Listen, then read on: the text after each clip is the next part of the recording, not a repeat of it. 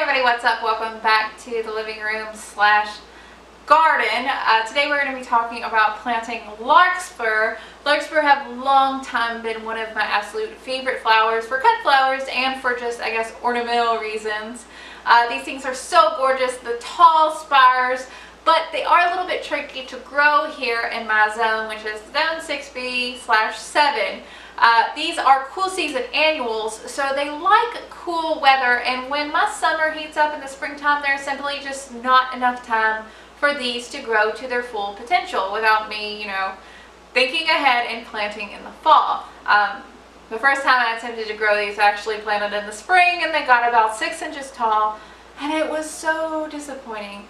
So this will be another quick one because it is just direct sowing some seeds. I choose to direct sow these larkspur seeds because they do not do well when transplanted. In addition to the fact that they seem not to like to be disturbed, the seeds are teeny tiny, and transplanting I think would be kind of strenuous, but I know a lot of people do it, I think.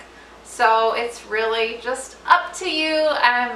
I feel like this is definitely one of those cases where if you use a soil blocker, this would really come in handy. I haven't mastered the soil blocker yet. I am going to keep working on it. I know there are some good points about the soil blocker. I'm not going to give up on it yet, but not this time, not this year, not for me. So the first thing I'm going to do, of course, with these larkspur seeds is I'm going to stick them in the fridge for 2 weeks before I sow them.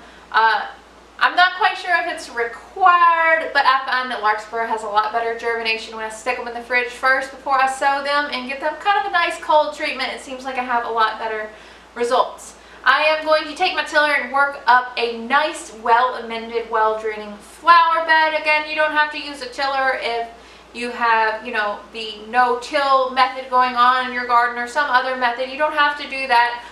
The main reason in fact, I wish I didn't have to till. It's just my garden soil is a very, very heavy clay, and if I don't till it, plants just don't have a chance here.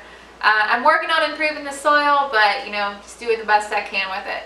I usually plant these seeds at the end of September, but this October has been unusually hot. It's been in the 90s all the way to mid-October, so I waited a little bit longer this year before I started these to get the best germination possible. I've simply just broadcast the seeds over the soil. You can try to space them out as best as you can. You can always go back and thin them if you want. After I did that, I used my garden hose, just lightly misted them. These seeds do take a little bit longer to germinate. You probably won't see them until about 10 to 20 days after you sow them. If the conditions are right, just cool temperatures, usually daytime temperatures around 70 Fahrenheit should be pretty good as long as there's adequate moisture. You may not immediately realize that the seeds have come up because sometimes those little cotyledons do look a little bit like grass. So if you're seeing that, it might be your flowers. Don't weed those out. I know this was a quick one. All the seed starting videos are pretty quick, but a lot of people have requested that I make a video for each type of seed that I sow, and I'd be happy to oblige to do that. So thank you for watching if you did watch this one. If you're new to the channel and you did like it, be sure to subscribe and hit the little bell icon. The little bell icon will let you know when I upload new videos. I'm making new content really frequently. We're trying to get to 10,000 subscribers here on the channel. So I'd love for you to join us. Sometimes I make gardening videos, sometimes I make soap making videos. You really never know what you're going to get. I hope that you guys are having such an amazing day, and I'll talk to y'all later. Bye, guys.